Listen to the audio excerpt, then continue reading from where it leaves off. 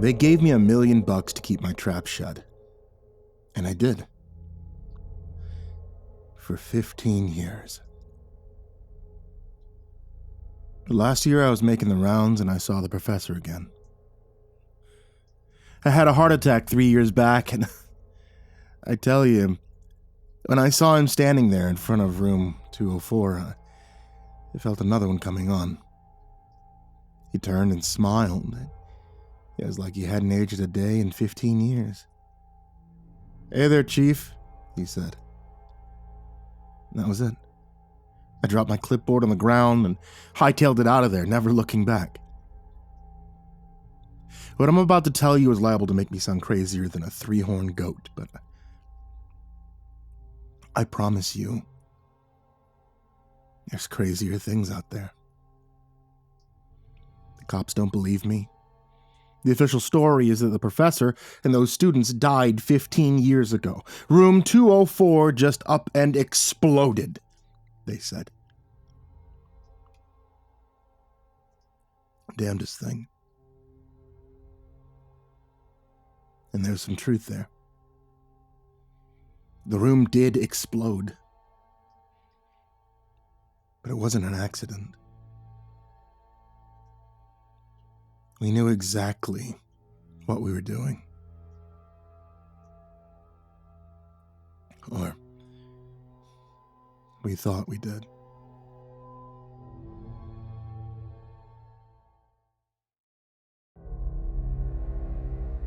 They call me an assistant supervisor of maintenance, but really, I'm a janitor. Always have been.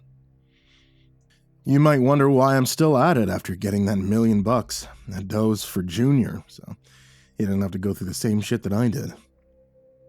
The night this happened, I was assigned to the Astrophysics Center, a bit northwest of the main Harvard campus. Until that night, this was always my favorite beat. I mean, God help you if you wound up in one of those biolabs. These goddamn dead, cut open animals all over the place used to give me nightmares. And really, thinking back, I take those nightmares of mutilated and scattered organs any night over the stuff that's haunted me ever since. Anyway, I was there mopping the hallway on the second floor of the lab building when the door to room 204 opened up. And this guy popped his head out. "Hey, you." He looked around to make sure that he was talking to me. "Yeah? Can I help you, sir?" I thought he was going to bitch about the room being a mess or something. "How'd you like to make $1,000, Chief? An hour's work at most, easy money. That sound good to you?" He sure did. Things were tight at home, as they always were. 1,000 would knock off some of those long overdue bills, but I was also on a tight schedule. They didn't give you much breathing room, didn't want you standing around thinking about it all, I guess. "That sounds great, sir," I said. "But I gotta stick to my beat." The man laughed. "We're about to make history, Chief," he said. "And you're worried about emptying the bathroom trash? Come on, don't sweat it. You won't get in trouble, I promise. I'm a professor here. I'll vouch for you." The guy did look like a professor, with carefully combed gray hair, big old glasses on his face. I shrugged, leaning my mop against the wall, and said, "Sure. What do I have to do?" "Fantastic. Come on in, Chief. Come on in." I followed him into the room. One look, and I should have just turned around then and there, told him to keep his damn money, but I didn't. As soon as I stepped in, I felt the little hairs all over my body stand up. I don't mean I was scared. I mean, like there was an electrical charge in that room, and I had a guess about where it was coming from. There, in the center of the room on a round table, was a large glass globe, crackling with electricity, like what you see if you go into a kid's science museum. Like they somehow created a lightning storm in a glass ball. This one was sort of vibrating around on its stand and buzzing, and the lightning inside was black. I could feel the electricity coming from it from across the room. There were 4 kids there, students, I guessed, sitting in a row of chairs along one wall. More than sitting, they were strapped into those chairs with metal things over their heads, like those big bowl things you see at hair salons. They all had their eyes closed. I said. What's going on here? Are those kids okay? They're quite fine, said the professor. As to what's going on, as I said, we're about to make some history. We're going to open the first wormhole. Wormhole, I said, like in the movies? The professor laughed.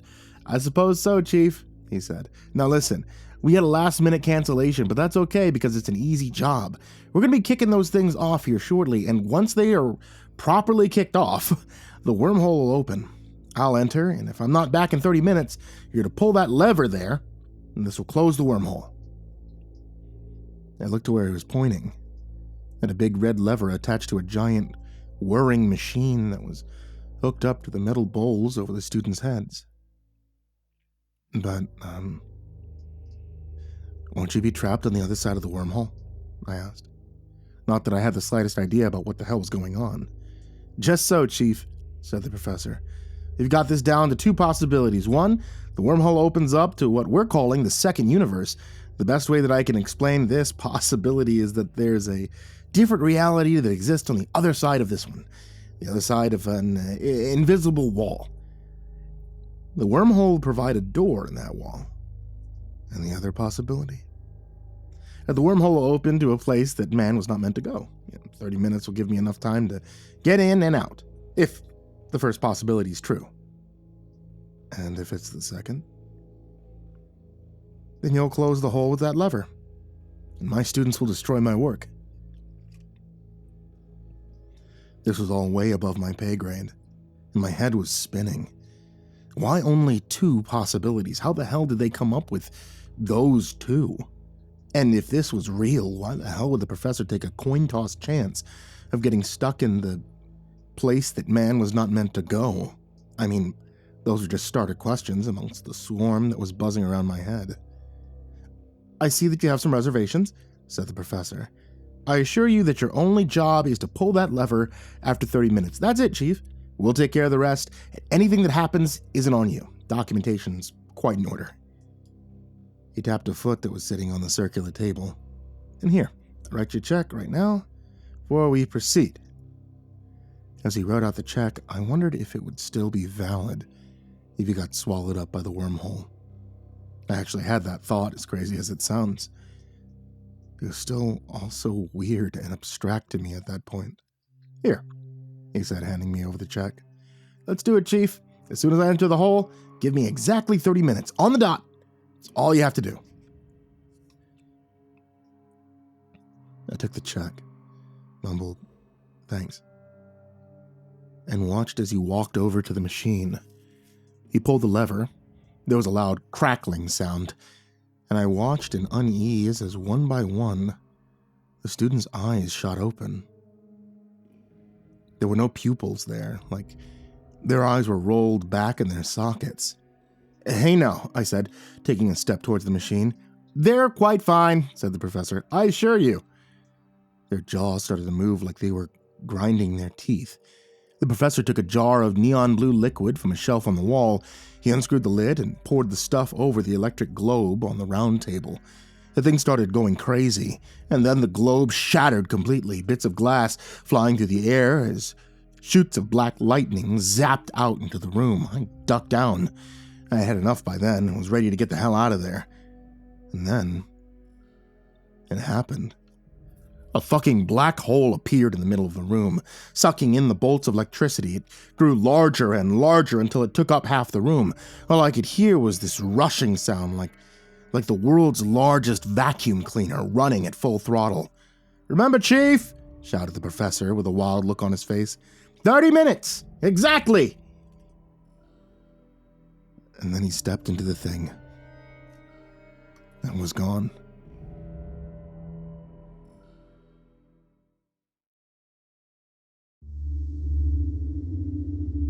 At first, my mind was a mess, staring at that whooshing black hole that seemed hungry to suck everything in. I looked at the kids hooked up to the machine, their eyes rolled back, white holes. I guess they looked like their jaws grinding away like crazy. It was too much to make sense of. I looked down at my watch. 15 minutes, 31 seconds had gone since the professor got swallowed up by that wormhole. My heart was pounding, and I kept pacing back and forth, trying to work out what the hell was going on. Then I started to zero in on it. I was getting pranked.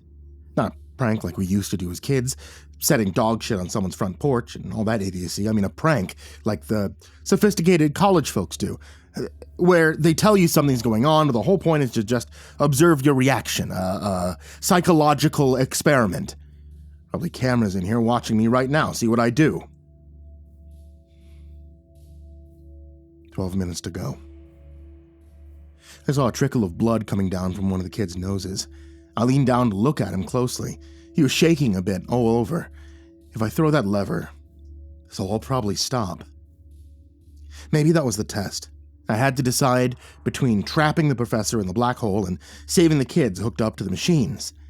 None of it was real, of course, but they didn't know that I knew that. But then screaming in the back of my mind was the voice, what if it's real? 10 minutes to go. The professor had promised me that the kids were all right. Another one started bleeding from the nose. If it wasn't real, it was a hell of a trick. Where did the professor go if not through the black hole? I thought about touching it, but whenever I got close, I was filled with total terror. It sure seemed real, like it really took you someplace far, far away from here. I walked over to the table and picked up the folder that was there, just like the professor had said. The first page was instructions to shut down the machine and destroy it if you didn't return within 30 minutes. I flipped that page over, and the next one had a photograph of one of the students. I read what it said. It was a consent form. I, Jackson Stewart, acknowledge the possibility of my imminent death if I participate in this experiment. I am prepared to give my life to science. I flipped that page, and there were 3 more just like it. I'm no lawyer, but there was no way in hell that this experiment was legal, if it was real, even with those consent forms, so it probably wasn't real? And if it was, then the professor lied to me. He said that the kids were fine. This folder was telling me something else. 2 minutes to go. I took a deep breath and paced the room, watching each second tick by. My mind was telling me that none of it was real, but my gut was screaming in horror. I just looked at my watch. It'd be over soon enough one way or the other. 30 seconds. I walked over to the machine and I put my hand on the lever. God damn it, why is he cutting it so close? I watched the seconds tick by and I didn't know if I could do it. I didn't know if I could risk trapping the professor wherever the hell he'd gone off to. 5 seconds. My hand was shaking. 4 seconds. Sweat poured down my face, dripping into my eyes. 3 seconds. One of the students started to moan.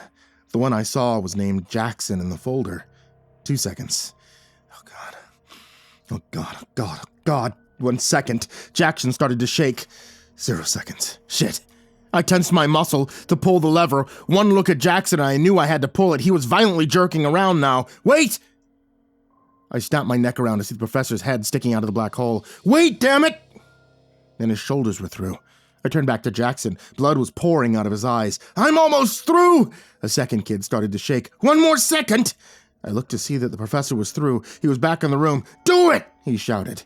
2 things happened after that at the exact same time. I heard a wet popping sound and I watched as the wormhole disappeared. As though it was never there. But I had never pulled the lever. I slowly turned to look at Jackson. His head was gone. Judging by the bits of brain and splatterings of blood on the bowl thing above his neck, his head had just exploded. The whirring of the machine gradually died down, and then it was silent. The 3 kids who were still alive stopped shaking and closed their eyes. A tragedy, said the professor, pointing at Jackson with the exploded head. But not for nothing. I've been there. I've seen it. Chief, we've done it. Chief, I've seen it. I hunched over and puked. It was weird, but my first thought was, what a mess I'll have to clean up later. I don't know, I guess my mind sort of shut down, and I was going on autopilot. I was the janitor. I cleaned up messes. That was all I knew. And then it hit me. The reality of what had happened. "You son of a bitch!" I yelled. "You told me those kids would be okay!" The professor put this sickening smug grin on his face. "You would have been, Chief, had you pulled the lever at the 30-minute mark as instructed." "You told me to wait!" "Did I?" "Yes." "You fucker, I'm calling the police." I had a walkie clip to my belt. It wouldn't get me the police, but it would get me campus security. I reached for it and had it in my hand when I heard a groan behind me. I turned to see that it was one of the kids. They were waking up. I went to unstrap them from the chairs. The first kid's eyes blinked open, and when she saw the professor, she started screaming. It's okay," I said. "Shh, it's okay, it's all over." She kept screaming, and then the second kid woke up. He looked right at me with wide, terrified eyes. "Get us out of here," he shouted. "I'm working on it, kid," I said, fumbling with the straps. They're on tight. The third kid woke up. "It's here," she said. "It made it through." "Everything's okay now," I said. "Your friend, he didn't make it, I'm afraid, but it's over. I'll make sure the professor pays for what he did to you and your friends." The first kid was still screaming at the top of her lungs. "Get us out of here," shouted the second kid again. The third kid looked at me dead in the eyes in a totally calm voice and said, "That's not the professor." "What? Of course it is," I said. What I saw when I turned around to look at the professor, it'll haunt me forever. The professor's mouth was twisting around at odd angles, like something was moving the lower half of his jaw randomly, or like he was trying to get a hair out of his mouth that kept jumping around. The veins on his neck bulged, then sunk back down, then bulged again so that they were thick as ropes. His wrists were rotating in ways they weren't supposed to rotate, as his arms flailed around wildly. I had the first kid, the screaming one, free. She jumped up out of the chair and ran to the door, but her legs were wobbly, and she tripped over herself in the middle of the room. I went to work on the second kid, whipping my head around every second to look at the professor. It looked like there was something crawling around under his skin, something big. "Get us out of here!" the second kid shouted yet again. The first kid, still on the ground screaming, I worked away furiously on the straps. "If you believe in God," said the third kid with an eerie calm, "then pray." I took a glance at the professor, and that's when the first bone burst out of his chest through his suit. I call it a bone, but it was pure black, dripping with green slime. "As for me," said the third kid, "I don't believe that there's a God. Not after what I've seen." The second kid was free and made a run for it. I scooted over to the third kid, but watched as the professor reached out an arm and grabbed the second kid by the top of his head. The professor gave one quick twist and let go. I heard a terrible snap and the kid slumped to the ground, dead. 3 more black bones came out of the professor's chest, dripping. He laughed and bent down to the first kid, who was still screaming. His bones began to poke out of his back like a fucking stegosaurus from hell. "What is that thing?" I asked, as I fumbled with the straps of the last kid. "It doesn't belong here," said the kid. "No shit," I said, getting one strap free, "but what is it?" "It comes from a terrible place. A place where there's nothing save pain, endless pain, incomprehensible to our minds." "Oh, that's great," I muttered as I noticed with a sinking heart that the screams from the girl behind me had stopped. And then I heard a wet crunch. Oh, I couldn't help it. I looked to see the professor tearing into the poor girl's throat with long black fangs, dripping in green slime. I turned back to the kid, almost done with the straps, just a few more seconds. "What's your name anyway, kid?" "Claire." "Claire," I said, my mind trying to stay focused. "When I get you out of these straps, I want you to pick up this chair and throw it at that thing, okay? I'll do the same thing, okay? And then we make a run for it. Do you understand? Can you do that?" "I understand," said Claire. "I do hope it works." I did hope it worked, too. "We have to make it work, Claire," I said, yanking off the last strap. "Come on!" We stood up together and I reached over to pick up a chair. I hurled it at the professor with all my strength, and it shattered against his boned back. I heard a terrible shriek and then watched as Claire's chair followed behind. I grabbed Claire's arm with one hand and reached for my pocket knife with the other. The only way out of that room meant passing by the professor. We started running as I pulled the knife out and flicked it open. The professor stood still, shrieking as the green slime mixed with the red blood from the kid's throat and dripping down his chin. I took a wild stab at the professor's neck and connected. I kept running with Claire, leaving the knife stuck in the professor's neck, and made it to the door. I had my hand around the knob when I felt Claire pulling away from me. I looked back, helpless, as I saw the professor reach long black claws into her gut. I threw open the door and left her there. God, I left her there.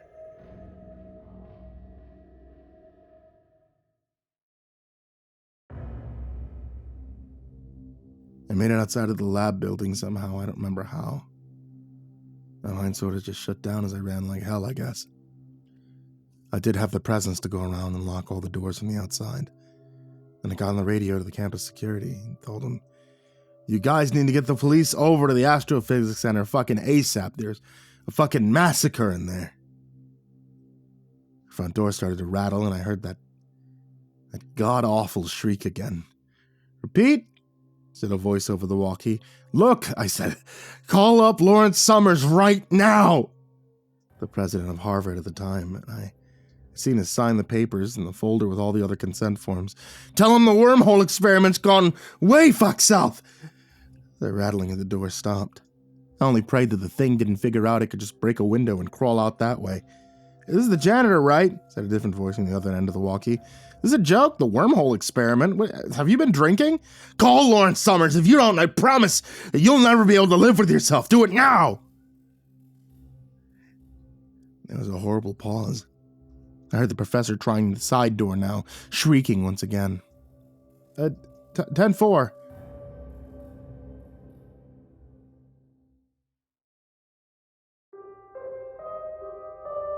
The fleet of black SUVs pulled up 2 minutes later.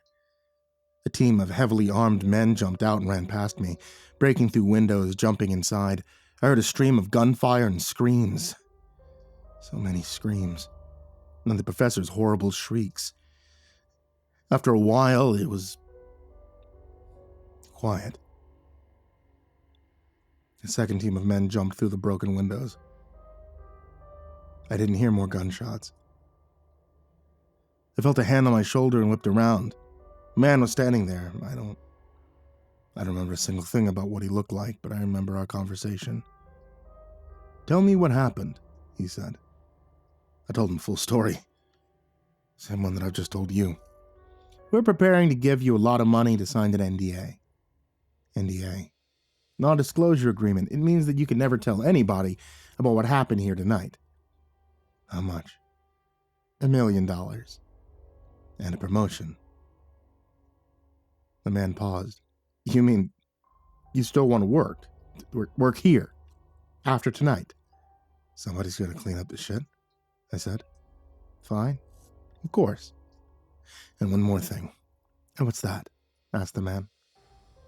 "I want to know that this will never happen again. I want you to blow all that shit up and burn all of those notes." "Of course." "And I want to watch." "Of course," said the man. And so I thought it was over. But it's not. Last night I saw the professor again. He looked me right in the eyes. He flashed that smug grin. He said, "Hey there, Chief." And that's when I ran the hell out of there. The police don't believe me. I sent a dozen emails to Lawrence Summers' assistant. I called every number that I found listed for him. I haven't heard anything back. I don't know who else to turn to. I'm afraid the professor is going to open the wormhole again. And I'm afraid this time, he might bring his friends back with him.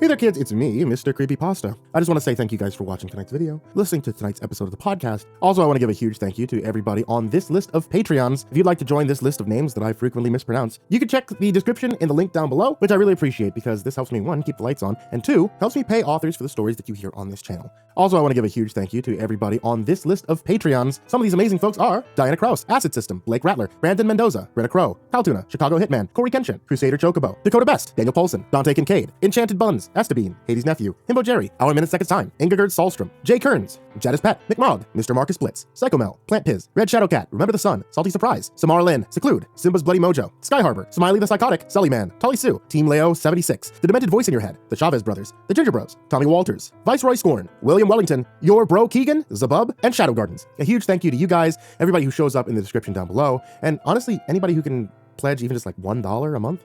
You guys are absolutely amazing. I cannot continue doing this channel without you, and your support means the world to me. And that goes to everybody, not just on Patreon, but honestly just you guys out there who just subscribe, those guys out there who are just listening or putting on the nonstop radio live stream while it's running in their sleep. I appreciate you guys greatly, especially during this kind of rough time for me. Having you guys around, and I mean this wholeheartedly, it is incredible. So, hey, thank you. Thank you for being here. Thanks for being a part of this. And as always, folks, sweet dreams.